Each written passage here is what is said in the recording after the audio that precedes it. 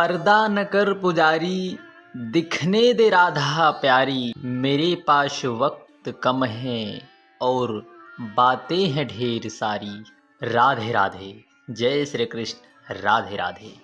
आप सभी को इस महामहोत्सव श्री राधा रानी के जन्मोत्सव की ढेर सारी शुभकामनाएं, राधा अष्टमी की ढेर सारी शुभकामनाएं। आप सभी को पता हो कि आज राधा अष्टमी का महापर्व पूरे भूमंडल पर बड़े ही प्रसन्नचित्त भाव से मनाया जा रहा है। विशेष रूप से इसलिए आज हम सभी लोग राधा रानी से जुड़ी हुई विभिन्न कथाओं को श्रवण करेंगे, जो कि कथा आपको पद्म पुराण संक्षिप्त पद्म पुराण श्री राधा कृष्ण और उनके पार्षद दो का वर्णन तथा नारद जी के द्वारा ब्रज में अवतीर्ण श्री राधा और कृष्ण जी के दर्शन। तो आप देख सकते हैं, आपको संक्षिप्त जो है पद्म पुराण, आपको जो कथाएं दी इस चैनल पर आपको सुनाई जाती हैं वह किसी न किसी पुराण से ही सुनाई जाती हैं। यहाँ वहाँ की कथा नहीं, आपको सह प्रमाण के साथ सुनाई जाती है। तो जय श्री कृष्ण, राधे राधे। कथा को आप संपूर्ण अवश्य सुनना, क्योंकि राधा रानी की कथा है हमारी लाडली जू। आप सभी पर कृपा दृष्टि समस्त भूमंडल पर करती हैं, तो हम सभी पर जरूर करेंगी। उनकी कृपा और करुणा से हमें जो है उनकी चरणों में सदा प्रीति बनी रहे, हम ऐसी कामना राधा रानी से करते हैं। और आप सभी लोग भी राधा रानी की कृपा अवश्य प्राप्त करें। माँ पार्वती बोली दयानिधि। अब भगवान श्री कृष्ण के जो पार्षद हैं उनका वर्णन सुनने की परम इच्छा हो रही है, कृपया कर आप हमें बतलाइए। तब देव देवेश्वर देवादिदेव महादेव बोले, देवी भगवान श्री कृष्ण श्री राधा जी के साथ स्वर्णमय सिंहासन पर विराजमान है। उनका रूप और लावण्य वैसा है जैसे कि आपको बता दिया है। वे दिव्य वस्त्र, दिव्य आभूषण और दिव्य हार से विभूषित हैं। उनकी त्रिभंगी छवि बड़ी ही मनोहर जान पड़ती है। उनका स्वरूप अत्यंत स्निग्ध है। वे गोपियों की आंखों के तारे हैं। उपर्युक्त सिंहासन से पृथक एक पीठ है, वहां भी सोने के सिंहासन से आवृत है। उसके ऊपर ललिता आदि प्रधान सखियां, जो श्री कृष्ण को बहुत ही प्रिय हैं, विराजमान होती हैं। उनका प्रत्येक अंग भगवन मिलन की उत्कंठा तथा रसावेश। ये ललिता आदि सखियां प्राकृत की अंशभूता हैं। श्री राधिका ही इनकी मूल प्राकृति है। श्री राधा और श्री कृष्ण पंचाभिमुख विराजमान है। उनके पश्चिम दिशा में ललिता देवी विद्यमान है। वायव्य कोण में श्यामला नाम वाली सखी, उत्तर में श्रीमती धन्या, ईशान कोण में श्री हरिप्रिया जी विराजमान रही हैं। पूर्व में विशाखा, अग्निकोण में शैव्या, दक्षिण में पद्मा तथा नैऋत्य कोण में भद्रा। इसी क्रम से ये आठों सखियां योगपीठ पर विराजमान हैं। योगपीठ की कर्णिका में परम सुंदरी चंद्रावली की स्थिति है। वे भी श्री कृष्ण की ही प्रिया है। उपर्युक्त 8 सखियां भगवान श्री कृष्ण को प्रिय लगने वाली परम पवित्र 8 प्रधान प्राकृति हैं। वृंदावन की अधीश्वरी श्री राधा रानी तथा चंद्रावली दोनों ही भगवान की प्रियतमा हैं। इन दोनों के आगे चलने वाली हजारों गोप कन्याएं हैं, जो गुण, लावण्य और सौंदर्य में एक समान है। उन सबके नेत्र विस्मयकारी गुणों से युक्त हैं। वे बड़ी ही मनोहर। उनका आवेश मन को मंत्रमुग्ध कर देने वाला है। वे सभी किशोर अवस्था 15 वर्ष की आयु अर्थात उम्र वाली। उन सब की कांति उज्जवल है। वे सभी सब श्याममय अमृत रस में निमग्न रहती। उनके हृदय में श्री कृष्ण के ही भाव स्फुरित होते। वे अपने कमलवत नेत्रों के द्वारा पूजित श्री कृष्ण के चरणारविंद में अपना अपना चित्त समर्पित कर चुकी। श्री राधा और चंद्रावली के दक्षिण भाग में श्रुति कन्याएं हैं। इनकी संख्या सहस्त्र आयुत है। इनकी मनोहर आकृति संसार को मोहित कर देने वाली है। जिनके हृदय में केवल श्री कृष्ण की ही लालसा है। ये विभिन्न प्रकार के मधुर स्वर और आलाप आदि के द्वारा त्रिभुवन को मुग्ध कर देने वाली शक्ति रखती हैं तथा प्रेम से विह्वल हो श्री कृष्ण के गूढ़ रहस्यों का गान किया करती हैं। इसी प्रकार युगल छवि श्री लाडली जू राधा रानी आदि के वाम भाग में दिव्य वेशधारिणी देव कन्याएं रहती हैं, जो रसातिरेक के कारण अत्यंत उज्जवल प्रतीत होती हैं। वे भांति भांति की प्रणया चातुरी में निपुण तथा दिव्य भाव से परिपूर्ण है। उनका सौंदर्य चरम सीमा को पहुंचा हुआ है। वे कटाक्षपूर्ण चितवन के कारण अत्यंत मनोहर जान पड़ती हैं। उनके मन में श्री कृष्ण के प्रति तनिक भी संकोच नहीं है। उनके अंगों का स्पर्श प्राप्त करने के लिए सदा उत्कंठित रहती है। उनका हृदय श्री कृष्ण के ही चिंतन में मग्न रहता है। वे भगवान की ओर से मंद मंद मुस्काती तिरछी चितवन से निहारा करती हैं। तदंतर मंदिर के बाहर गोपगण स्थित होते हैं। वे भगवान के अति प्रिय सखा हैं। उन सबके वेश अवस्था, बल, पौरुष, कर्म तथा वस्त्राभूषण आदि एक समान है। वे एक समान स्वर से गाते हुए बेड़ू बजाया करते हैं। मंदिर के पश्चिम भाग पर श्रीदामा, उत्तर में वासुदामा, पूर्व में सुदामा, दक्षिणी द्वार पर किंकड़ी का निवास है। उस स्थान से पृथक एक स्वर्णमय मंदिर के भीतर स्वर्ण वेदी बनी हुई, उसके ऊपर सोने से आभूषणों से विभूषित स्वर्ण पीठ है, जिनके ऊपर अंशभद्रा आदि हजारों ग्वाल बाल विराजते हैं। वे सबके सब एक समान शींग, वीणा, वेणु, बेत की छड़ी, किशोरावस्था, मनोहर वेश, सुंदर आकार, मधुर स्वर धारण करते हैं। वे भगवान के गुणों का चिंतन करते हुए उनका गान करते हैं तथा भगवत प्रेम रस से विह्वल रहते हैं। ध्यान में स्थित होने के कारण वे चित्रलिखित से जान पड़ते। उनका रूप आश्चर्य सौंदर्य से युक्त है। वे सदा आनंद के आंसू बहाया करते हैं। उनके संपूर्ण अंगों में रोमांच छाया रहता है। वे योगीश्वरों की भांति सदा विस्मय विमुग्ध रहते हैं। अपने थनों से दूध बहने वाली असंख्य गौएं उन्हें घेरे रहती।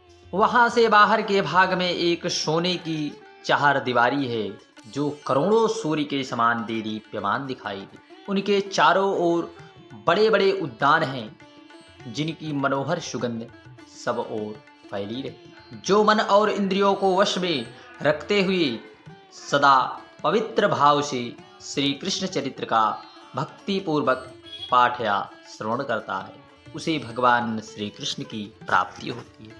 तब माँ पार्वती बोली, भगवान देवेश्वर प्रभु महादेव जी से बोली, भगवान अत्यंत मोहक रूप धारण करने वाले श्री कृष्ण ने गोपियों के साथ किन किन विशेषताओं के कारण क्रीड़ा की, इसका रहस्य अवश्य श्रवण कराइए।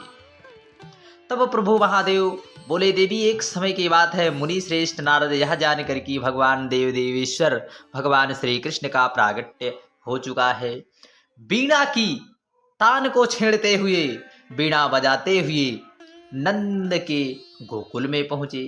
वहां जाकर उन्होंने देखा महायोग माया के स्वामी सर्वव्यापी भगवान अच्युत बालक का स्वांग धारण किए नंद जी के घर में कोमल बिछौने से युक्त सोने के पलंग पर सो रहे, और गोप कन्याएं बड़ी प्रसन्नता के साथ निरंतर भगवान श्री कृष्ण की ओर निहार रही हैं। भगवान का विग्रह अत्यंत सुकुमार था। उनके काले घुंघराले बाल सब ओर, किंचित मुस्कुराहट के कारण उनके दो दांत दिखाई देते। वे अपनी प्रभा से समूचे घर के भीतर के भाग में प्रकाश फैला रहे। नग्न शिशु के रूप में भगवान की झांकी करके नारद जी को बड़ा ही अत्यंत हर्ष हुआ। वे भगवान के प्रिय भक्त तो थे ही, गोपित नंद जी से बातचीत करते सब बातें बताने लगे। नंदराय जी, भगवान के भक्तों का जीवन अत्यंत दुर्लभ होता है। आपके इस बालक का प्रभाव अनुपम है, इसे कोई जानता नहीं। शिव और ब्रह्मा आदि देवता भी इनके प्रति सनातन प्रेम चाहे। इस बालक का चरित्र सबको हर्ष प्रदान करेगा। भगवत पुरुष इस बालक की लीलाओं का श्रवण गायन और अभिनंदन करते हैं। आपके इस पुत्र का प्रभाव अचित्य है, जिनका इनके प्रति हार्दिक प्रेम होगा वे संसार समुद्र से तर जाएंगे, उन्हें इस जगत की कोई बाधा नहीं सताएगी। अतः नंद जी, आप भी इस बालक के प्रति निरंतर अत्यंत भाव से प्रेम कीजिए। यो कहकर नारद जी नंद के घर से निकलकर नंद जी से अनुमति ली। तब नंद जी ने भगवत बुद्धि से उनका पूजन प्रणाम करके उन्हें विदा दी। तदंतर वे महाभागवत मुनि मन ही मन सोचने लगे, जब भगवान का अवतार हो चुका है तो उनकी परम प्रियतमा भगवती भी अवश्य कहीं ना कहीं अवतीर्ण हुई। वे भगवान की क्रीड़ा के लिए गोपी रूप धारण करके निश्चय ही प्रकट हुई होंगी, इसमें तनिक भी संदेह की बात नहीं है। इसलिए अब मैं ब्रजवासियों के घर घर घूमकर इसका पता लगाऊंगा। ऐसा विचार कर मुनि श्रेष्ठ नारद जी ब्रजवासियों के घर में आतिथ्य रूप से जाने और उनके द्वारा विष्णु बुद्धि से पूजित होने लगे। नंद कुमार श्री कृष्ण में समस्त गोपियों का प्रगाढ़ प्रेम देखकर नारद जी ने उन्हें मन ही मन प्रणाम किया। तदंतर बुद्धिमान नारद जी किसी श्रेष्ठ गोपों के विशाल भवन में पहुंच गए। वहां नंद के सखा महात्मा भानु का घर देखा। वहां जाने पर भानु ने नारद जी का विधिवत आतिथ्य सत्कार किया। तत्पश्चात नारद जी ने पूछा, साधु, तुम तो अपनी धर्मनिष्ठा के लिए इस भूमंडल पर विख्यात हो। बताओ, क्या तुम्हें कोई योग्य पुत्र अथवा उत्तम लक्षणों वाली कन्या है? मुनि के ऐसा कहने पर भानु ने अपने पुत्र को लाकर दिखाया। उसे देखकर नारद जी ने कहा, यह तुम्हारा यह पुत्र बलराम और श्री कृष्ण का इष्ट सखा होगा तथा आलस्य रहित होकर सदा उन दोनों के साथ विहार करेगा। तब भानु ने कहा, मेरे एक पुत्री भी है जो इस बालक की छोटी बहन है, कृपया उस पर भी दृष्टिपात कीजिए। यह सुनकर नारद जी के मन में बड़ा ही कौतूहल होने लगा। उन्होंने घर के भीतर प्रवेश करके देखा, भानु की कन्या धरती पर लौट रही। नारद जी ने उसे अपनी गोद में उठा लिया। उस समय उनका चित्त अत्यधिक स्नेह के कारण विह्वल हो गया। महामुनि नारद भगवत प्रेम के साक्षात स्वरूप है। बाल रूप श्री कृष्ण को देखकर उनकी जो अवस्था हुई थी, वही अवस्था उस कन्या को देखकर हो गई। उनका मन मुग्ध हो गया। वे एकमात्र रस के आश्रयभूत परमानंद के समुद्र में डूब गए। 4 घड़ी तक नारद जी पत्थर की भांति निश्चेष्ट बैठे रहे। उसके बाद उन्हें चेत आया। फिर मुनीश्वर ने धीरे धीरे अपने दोनों नेत्र खोले और महान आश्चर्य में मग्न हो वे चुपचाप स्थित हो गए। तत्पश्चात वे महाबुद्धिमान महर्षि मन ही मन इस प्रकार सोचने लगे, मैं सदा स्वच्छंद विचरने वाला हूँ। मैंने सभी लोकों में भ्रमण किया, परंतु रूप में इस बालिका की समानता करने वाली कोई स्त्री नहीं। महामाया स्वरूपिणी गिरिराज कुमारी भगवती उमा को भी देखा, किंतु वे भी इस बालिका की शोभा को कदापि नहीं पा सकती। लक्ष्मी, सरस्वती, कांति तथा विद्या आदि सुंदरी स्त्रियां तो कभी इसके सौंदर्य की छाया तक भी स्पर्श करती नहीं दिखाई देती। अतः मुझ में इसके तत्व को समझने की किसी भी प्रकार की शक्ति नहीं है। यह भगवान की परम प्रियतमा है। इसे प्रायः दूसरे लोग भी नहीं जानते। इसके दर्शन मात्र से ही श्री कृष्ण के चरण कमलों में मेरे प्रेम की जैसी वृद्धि हुई है, वैसे आज से पहले तो कभी नहीं हुई है। अतः मैं एकांत में इस देवी की स्तुति करूंगा। इस प्रकार श्री कृष्ण को अत्यंत आनंद प्रदान करने वाला होगा। ऐसा विचार कर मुनिवर ने गोप्रवर भानु को कहीं भेज दिया और स्वयं एकांत में उस दिव्य स्वरूपिणी बालिका की स्तुति करने लगे। देवी तुम महायोगी, महायोगमाई, योगमाया हो, माया की अधीश्वर हो। तुम्हारा तेज पुंज महान है, तुम्हारे दिव्यांग अत्यंत मोहित करने वाले हैं। तुम महान माधुर्य की वर्षा करने वाली, तुम्हारा हृदय अत्यंत रसानुभूत जनित है, आनंद से शिथिल रहता है। मेरा कोई सौभाग्य था जिससे तुम मेरे नेत्रों के समक्ष प्रकट हुई देवी। तुम्हारी दृष्टि सदा आंतरिक सुखों में निमग्न दिखाई दे। तुम भीतर ही भीतर महान आनंद से परितृप्त जान पड़ती हो। तुम्हारा यह प्रसन्न मधुर शांत मुखमंडल, तुम्हारे अत्यंत कारण में किसी आश्चर्य के, आनंद की, उद्रेक की, ये सब तुम्हारे अंश मात्र हैं, ऐसा ही मेरी धारणा है। मेरी बुद्धि में यही बात आती है, माया से बाल रूप धारण करने वाले परमेश्वर महाविष्णु ही की योगमाई, महामाई, अचित्त विभूति हो। वे सब तुम्हारी अंशभूता हैं। तुम आनंद रूपिणी शक्ति हो, सबकी ईश्वरी हो, इसमें तनिक भी संदेह नहीं। निश्चित ही भगवान श्री कृष्ण वृंदावन में तुम्हारे ही साथ क्रीड़ा करते हैं। कुमारावस्था में तुम अपने रूप से विश्व को मोहित करने की शक्ति रखती हो। तुम्हारा जो स्वरूप भगवान श्री कृष्ण को परम प्रिय है, मैं उसका दर्शन करना चाहता हूँ। महेश्वरी, मैं तुम्हारी शरण में आया हूँ, चरणों में पड़ा हूँ, मुझ पर दया करिए करुणामयी। इस समय अपना वह मनोहर रूप प्रकट करो, जिसे देखकर नंदन श्री कृष्ण भी मोहित हो जाएंगे। यूं कहकर नारद जी भगवान श्री कृष्ण का ध्यान करते इस प्रकार उनके गुणों का ज्ञान करने लगे। भक्तों के चित्त चुराने वाले भगवान देवदेवेश्वर भगवान श्री कृष्ण तुम्हारी जय हो। वृंदावन में प्रेमी गोविंद तुम्हारी जय हो। बाकी भौहें के कारण अत्यंत सुंदर बंसी बजाने में व्यग्न, मोर पंख का मुकुट धारण करने वाले गोपी मोहन तुम्हारी जय हो। विभिन्न प्रकार से नारद जी जब इस प्रकार कीर्तन कर रहे थे, उसी समय वह बालिका क्षण भर में अत्यंत मनोहर दिव्य रूप धारण करके पुनः उनके सामने प्रकट। वह रूप 14 वर्ष की अवस्था के अनुरूप और सौंदर्य की चरम सीमा को पहुंचा था। तत्काल ही उसी के समान अवस्था वाली दूसरी ब्रजबालाएं भी दिव्य वस्त्र, आभूषण और मालाओं से सुसज्जित हो वहां आ चुकी तथा भानु कुमारी को सब ओर घेर कर खड़ी हो। नारद जी स्तवन शक्ति ने जवाब दे दिया। वे आश्चर्य से मोहित हो गए।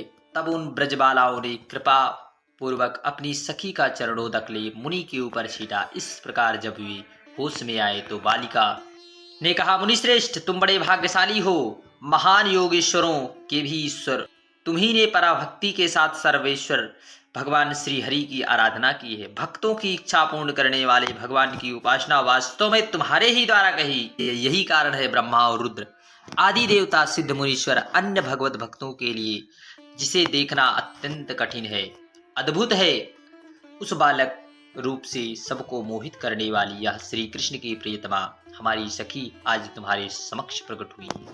निश्चित ही यह तुम्हारे किसी अचित सौभाग्य का प्रभाव है। ब्रह्मर्षि, धैर्य धारण करके शीघ्र ही उठो, खड़े हो जाओ और इस देवी की दक्षिणा करके इनके चरणों में बारंबार मस्तक झुका लो, फिर समय नहीं मिलेगा। यह अभी इसी क्षण अंतर ध्यान हो जाएंगी। अब इसके साथ तुम्हारी बातचीत किसी तरह से नहीं हो पाएगी।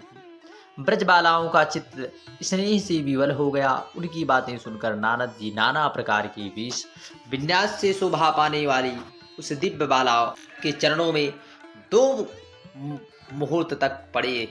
तदंतर उन्होंने भानु को बुलाकर उस सर्व शोभा संपन्न कन्या के संबंध में इस प्रकार कहा, गोप श्रेष्ठ, तुम्हारी इस कन्या का स्वरूप दिव्य है, देवता भी इसे अपने वश में नहीं कर सकते। जो घर इसके चरण चिन्हों से विभूषित होगा वहां भगवान नारायण संपूर्ण देव निवास करेंगे और भगवती लक्ष्मी भी समस्त प्रकार की सिद्धियों के साथ वहां मौजूद रहेंगी। अब तुम संपूर्ण आभूषणों से विभूषित इस सुंदर कन्या को परादेवी की भांति समझकर अपने घर में यत्न पूर्वक रक्षा करो। ऐसा कहकर भगवत भक्तों में श्रेष्ठ नारद जी मन ही मन देवी को प्रणाम कर उन्हीं के स्वरूप का चिंतन करते वे गहन वन के भीतर चले गए। जय श्री कृष्ण। बोलिए युगल छवि श्याम बिहारी राधा रानी